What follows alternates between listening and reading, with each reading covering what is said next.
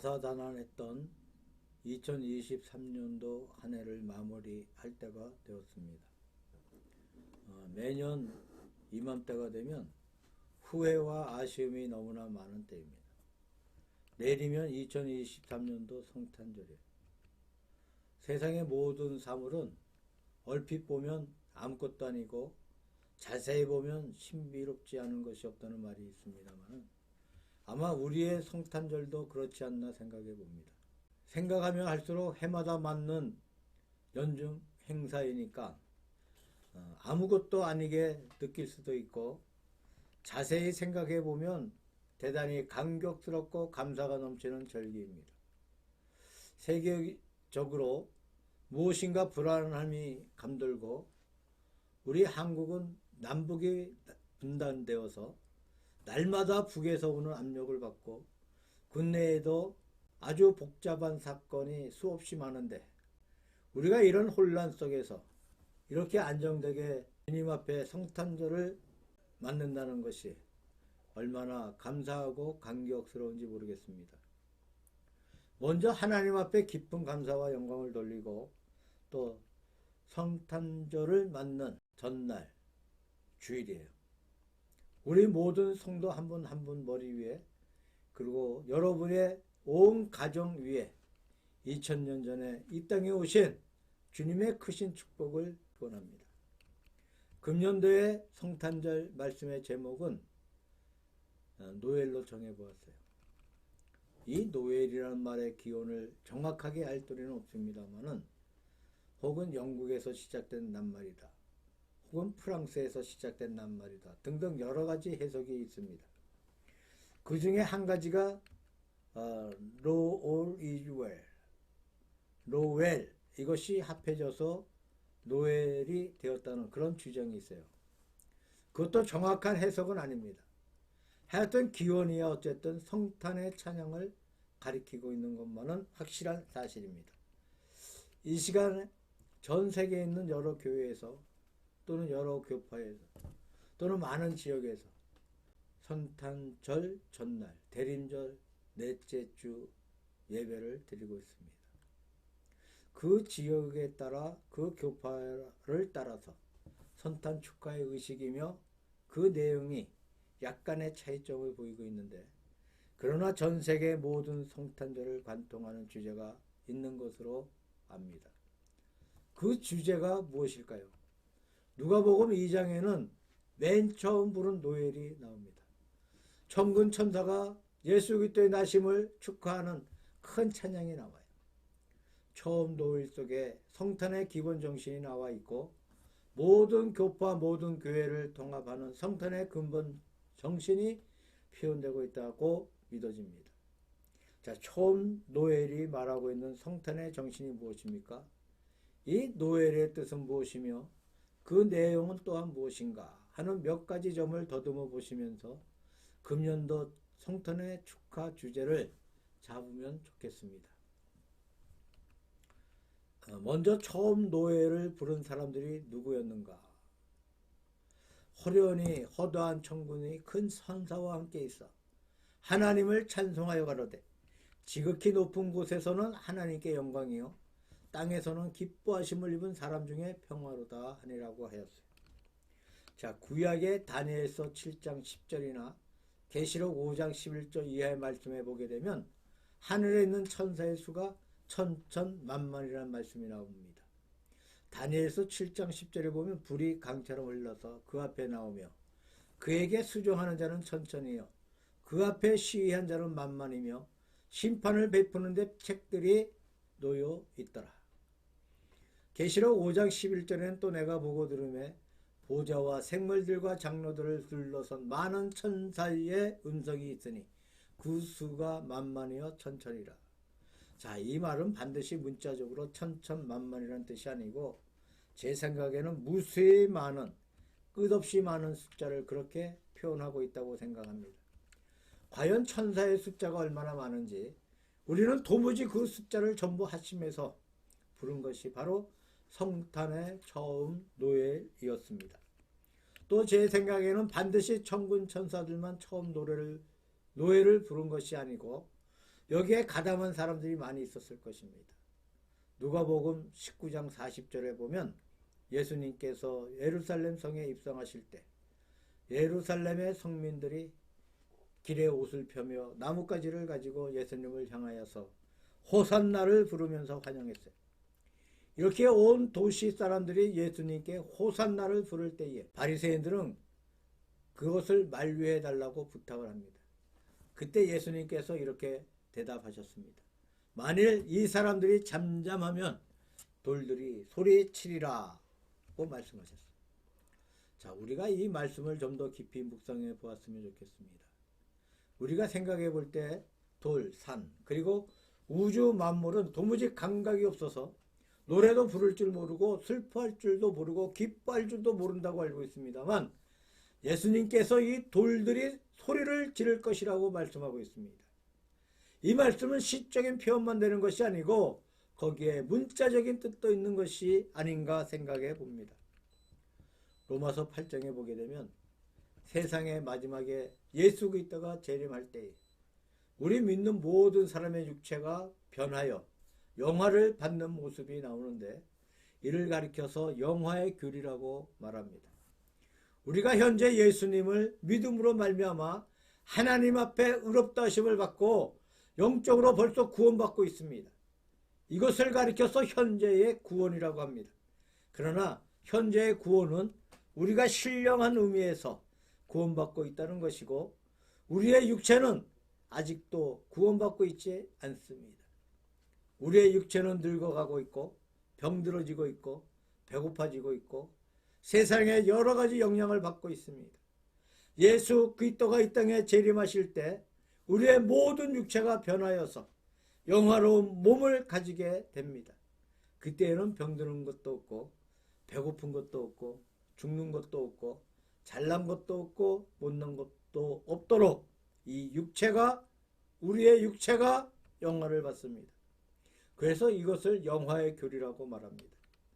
그런데 로마서 8장에 보게 되면 우리 사람만이 영화를 받는 것이 아니고 모든 자연 만물이 영화를 받는다고 말씀하고 있어요. 하나님이 지으신 모든 피조물이 지금까지 함께 탄식하고 함께 고통한다고 말씀하고 있습니다.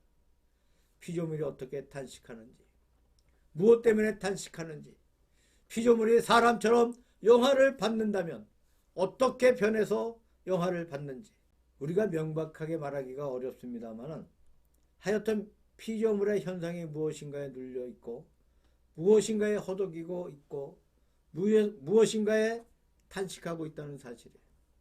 그 다음에 예수 그리스도가 재림할 때 그 모든 조건이 다 풀리고 완전한 가운데 피조물이 함께 영화를 누린다는 말씀을 우리 한번 음미해 보아야만 합니다. 어떤 유명한 주석가가 이 사실을 재미있는 문장으로 표현했습니다. 사람은 천년의 미를 말한다. 그러나 그 미는 겨우 그치고 일보 이면에 들어설 때는 천년은 미가 아니고 추다. 조화가 아니고 혼란이고 평화가 아니라 전쟁이다.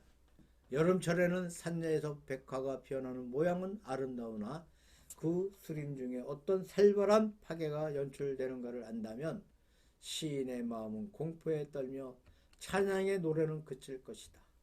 뱀은 개구리를 먹으며 개구리는 벌레를 먹으려 하고 또 벌레는 서로 죽이려 한다. 꽃피는 벚나무는 아름답지만 그 새 잎을 먹는 벌레는 보기에도 흉하다. 소를 먹는 송충이, 별을 말리는 미균 등 헤아리기 끝이 없다. 실로 귀를 대지에 대고 들으면 천재의 신음소리가 들린다. 나는 괴롭다. 나는 아프다. 사람의 아들들아 빨리 구원을 받아 너와 함께 우리를 구원시켜달라. 우리는 썩어짐의 종됨을 견디지 못하여 하나님의 자녀들의 영광의 자유를 얻기를 원한다는 그런 글이 나옵니다. 이 주석가는 독특한 감각을 가지고 우주의 신음소리를 듣고 있습니다. 우주가 아름다운 것이 아니고 그 이면에 무서운 모순이 도사리고 있다고 말하고 있습니다. 그러나 예수 그리스도가 재림하실 때 그 모든 모순이 다 철폐되고 우주가 활짝 웃습니다. 활짝 노래를 부릅니다. 성탄의 이 거룩한 처음 노엘은 하늘에 헤아릴 수 없이 많은 천군 천사, 땅 위에는 모든 구원받은 사람들, 그리고 보이지 않는 자연 만물 전체가 대합창을 부르고 있는 모든 피조물의 합창입니다. 이 땅 위에 탄생하신 예수 그리스도로 말미암아 현재 우리가 받고 있는 모든 고민의 조건이 다 없어져 버리고 완전한 구원을 받는다는 그 사실을 바라보기 때문에 우주 만물이 희망에 찬 음성으로 찬양을 드린다고 말씀하고 있습니다. 두 번째로 처음 노래를 들은 사람들을 생각해 보려고 합니다. 누가 이 찬양을 들었던 것입니까? 들판에서 양을 치던 목자들이 그 찬양을 들었다고 기록되어 있습니다. 예수님의 성탄 기사는 마태복음과 누가복음에 기록되어 있습니다마는 마태복음에는 동방의 세 박사가 불원천리하고 찾아와서 예수님을 경배하고 예물을 바치는 사건이 있습니다. 누가복음에는 들판에서 양을 치던 목자들이 예수 그리스도의 나신 소식을 듣고 가서 예수님을 만나 배웠다고 기록되어 있습니다. 그런데 이 두 부류 가운데 누가 먼저 예수님을 만나 배웠는가? 우리가 보통 알기에 들판에 있던 목자들이 먼저 예수님을 만나 배운 줄로 알고 있습니다. 그러나 동방의 세 박사와 목자들은 여러 각도에서 대조가 되고 있습니다. 첫째로 동방의 세 박사는 신분이 불명하지가 않아. 혹은 왕이라고 하고 혹은 제사장이라고 하고 혹은 천문학자라고 여러 가지 해석이 많습니다만은 하여튼 상류층 사람인 것만은 틀림이 없습니다. 자, 목자들은 하층민 혹은 서민에 속합니다. 동방의 박사는 불원천리하고 멀리서 찾아와서 예수님을 만나 배웠습니다. 목자는 가만히 앉아서 그리스도의 나신 소식을 듣고 가서 예수님을 만나 배웠습니다. 자, 동방의 세 박사는 멀리 찾아와서 아주 값진 예물을 바치면서 예수님께 경배했습니다. 목자는 그러한 예물을 바쳤다는 기록이 없습니다. 동방의 세 박사는 예수님을 만나 뵙고 헤롯의 관계에 속지 않고 꿈에 하나님의 지시를 받아서 다른 길로 몰래 도피해서 고국으로 갔다고 했습니다. 목자들은 예수님을 만나 뵙고 나가서 큰 소리로 예수 그리스도의 나심을 전파했다고 했습니다. 자, 동방의 세 박사가 찾아온 후에 베들레헴에는 큰 비극이 벌어졌습니다. 헤롯이 2살 이하의 어린 아이들을 대학살해서 죽임으로 거기에 큰 곡성이 일어났습니다. 목자들은 예수님의 나신 그 사실을 힘있게 기쁘게 전파했어요. 자, 이렇게 여러 가지 각도에서 대조가 됩니다. 그리고 모든 대조는 동방 박사에게서가 아닌 목자들에게 우위를 주고 있습니다. 우리가 마태복음과 누가복음에 보게 되면 이 두 부류 외에도 예수님의 나심을 만나본 사람들이 있어요. 누가복음 2장에 보게 되면 거기에 시몬이 있는데 예루살렘에 살면서 성령의 지시를 받고 이때 아기 예수님이 메시아인 줄 깨닫고 와서 예수님에 대한 예언을 한 말씀이 거기에 기록되어 있습니다. 또 안나는 과부된 지 84년. 그러니까 연세가 얼마나 많겠습니까? 84년간 과부 생활을 보내면서 성전을 떠나지 아니하고 금식하면서 하나님을 찬양했는데 그때 나신 아기 예수를 보면서 감사했다고 합니다. 자, 시몬은 종교인의 대표라고 할 수 있어요. 안나는 모든 여성, 더구나 정절을 지키는 모든 여성의 대표라고 할 수가 있습니다. 그런데 이 네 부류 가운데 누가 처음 예수님을 만났겠습니까? 동방의 박사도 아니고 열렬한 종교인의 시몬도 아니고 정절을 지킨 안나도 아니고 그저 평범한 목자들이었습니다. 자, 이들이 맨 처음 예수님을 만나 뵙는 영광을 누렸다는 이야기입니다. 어째서 그런 것입니까? 우리에게 좋은 교훈의 말씀을 주고 있는 것이 아닌가 생각해 봅니다.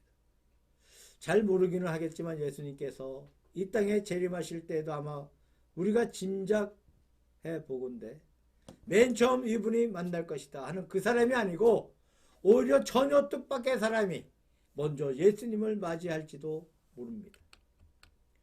뜻밖의 사람이란 누구이겠습니까? 아마 이 목자 같은 사람일 것입니다. 자기의 양을 지키면서 한밤중에 묵묵히 양을 지키고 있던 자기의 직에 충실했던 그분들이 맨 처음에 주님이 나신 것을 알았다는 사실이에요. 지금은 직업이 너무나 많습니다만 인간의 생활이 다양함에 따라 이 직업의 수도 자꾸 늘어나는 가운데 있어요. 그러나 인간의 직업 중에 맨 처음 직업이 무엇일까? 아마 우리 한국이나 동양에서는 맨 처음에 직업을 보통 농사로 알고 있습니다. 그래서 농자, 천하지대본이라는 그런 말을 합니다. 성경에서 볼 때 맨 처음에 직업은 목자였습니다. 아마 사람들이 농사하는 법을 익히기 전에 목자가 먼저 있었던 것이 아닌가 생각합니다. 동물들을 길러서 길들이고 그것을 잡아먹고 그것을 가지고 살아가는 옥동의 생활이 처음이 아닌가 생각해 봅니다. 이스라엘 백성들이 출애굽의 생활에서 40년간 광야에서 헤매던 그 생활을 가리켜서 사도행전 7장의 스데반 설교에서 보게 되면 광야교회라고 했어요. 자, 한 집단적인 그들의 생활은 광야길을 이동하면서 하나님을 섬겼기 때문에 집단적 교회였습니다. 광야의 교회였다고 할 수가 있습니다. 그런데 그 생활의 내용이 과연 무엇이었습니까? 직업적으로 말하면 유목 생활입니다. 소와 양떼들을 몰고 다니면서 물 있는 곳과 골 있는 곳을 찾아다니면서 소를 기르고 양을 기르던 유목 생활이었어요. 자, 이스라엘의 광야 생활은 바로 유목 생활이었습니다. 그러면 하나님의 해방의 역사, 광야의 생활 또 유목의 생활, 이 삼자가 호련히 하나가 되고 있다는 것을 거기에서 볼 수 있는 줄로 믿습니다. 다시 말씀드리면 예수 그리스도의 거룩한 나심을 처음 들은 사람이 누구입니까? 처음 노예를 들을 수 있었던 사람들이 누구였습니까? 아름다운 믿음을 마음 가운데 간직하면서 그들이 있는 일터에서 하나님께서 주신 천직에 묵묵히 충성한 사람들이 맨 처음 노예를 들을 수 있었습니다.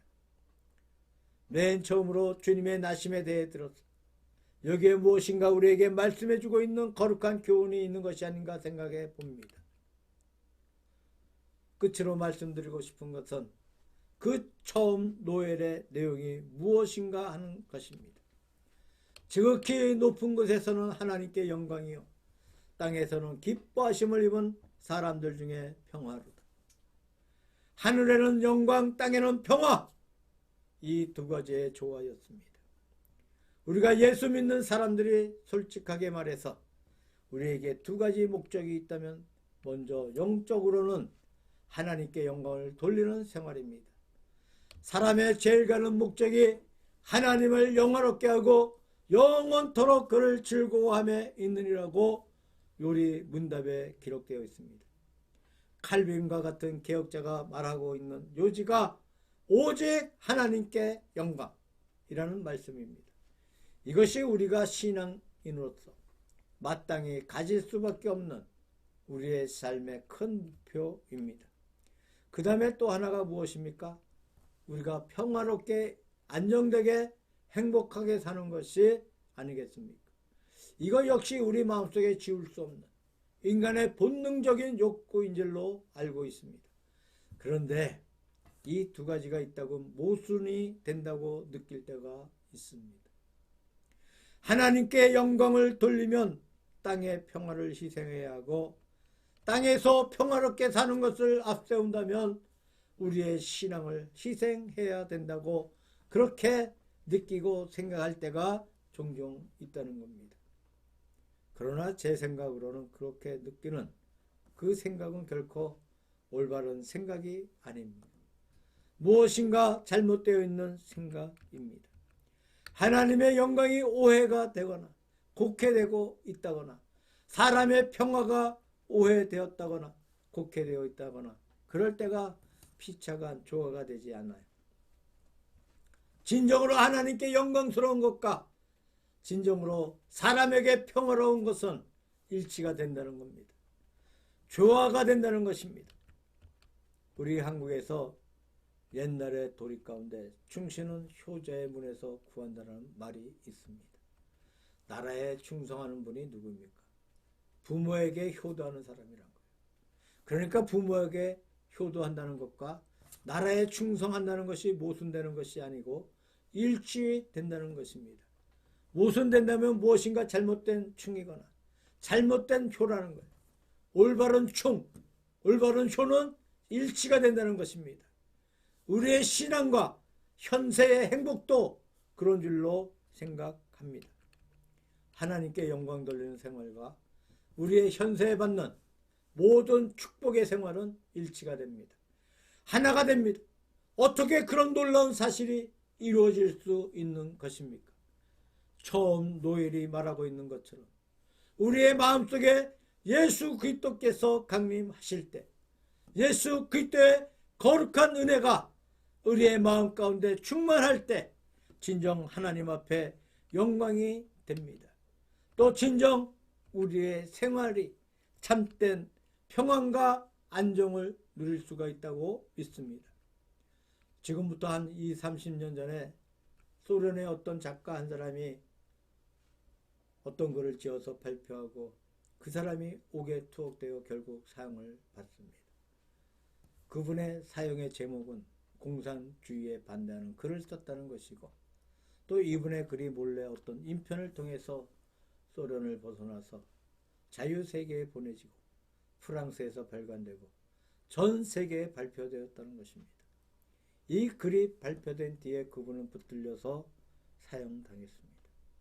자, 그분이 썼던 글의 제목은 미처 부르지 못한 노래였습니다. 자, 그 책의 내용은 공산주의의 강제 수용소에서 일하고 있는 노동자들과 농민들이 국가가 시키는 대로 끌려가서 아침부터 밤까지 일하고 농사짓고 돌아오는데 그들의 입에는 웃음이 없습니다. 노래가 없습니다. 늘 침묵하고만 일만 할 줄 압니다. 그래서 웃음 없는 생활입니다. 노래가 없는 생활입니다. 그래서 미처 부르지 못한 노래라는 제목으로 글을 쓴 적이 있습니다.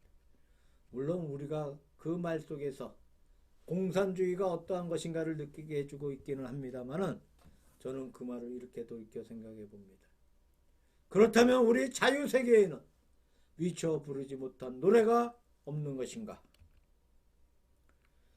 우리가 길을 가다 보면 술을 먹고 노상방가하는 그러한 사람들의 노래를 많이 듣습니다. 그저 춤을 추면서 노래하는 모습들을 봅니다. 과연 그들의 속에는 미처 부르지 못한 노래가 없는 것인가? 그것이 문제입니다. 남을 많이 웃겨주는 코미디언들이 있습니다. 그러한 사람들이 자기의 집에 들어가면 아주 침울하다고 합니다. 그래서 가족들은 어떻게 대하면 좋을지 알 수 없다. 남들은 웃기면서 자기 가족은 어렵게 한다는 그러한 말을 들어본 적이 있어요. 자, 그 사람들은 남을 웃기면서도 자기의 마음속에 웃지 못하는 조건들이 갖추어져 있다는 이야기입니다. 미처 부르지 못한 노래가 있다고 하는 얘기입니다. 얼마든지 우리 자유세계에도 또 우리 교회들 가운데서도 또 우리의 믿는 사람들의 마음속에도 미처 부르지 못한 노래가 있다고 믿습니다. 그것은 왜 그러한 것입니까? 우리의 마음속에 진정으로 예수님이 없기 때문입니다. 우리의 마음속에 참 주님이 계실 때 우리가 실제로 노래를 부르든 부르지 않든 관계없이 우리 마음속에는 조화가 있습니다. 안정이 있습니다. 평안이 있습니다. 즐거움이 있습니다. 하늘에는 영광, 땅에는 평화, 이 거룩한 평화 속에서 노래를 부를 수 있는 경지가 있다고 믿습니다. 처음 노엘은 하늘에 있는 천군 천사, 우주 만물, 모든 인류 전부가 부른 대합창이었습니다. 무엇 때문입니까? 예수 그리스도로 말미암아 우주와 인간과 자연 만물의 모든 문제가 해결받기 때문입니다. 이 거룩한 처음 노래를 들은 사람은 자기의 천직에 묵묵하면서 말없이 자기의 직업에 충실한 그분들이었어요. 그 노래의 내용은 하나님께 영광을 돌리고 인간 세계에 참된 평화를 가져오는 조화였습니다. 이 거룩한 처음 노엘의 정신이 오늘의 성탄을 맞는 성도들에게 정신이 되기를 바랍니다. 우리의 찬양이 되기를 바랍니다. 우리의 생활이 되기를 우리 주 예수 그리스도 이름으로 축원합니다.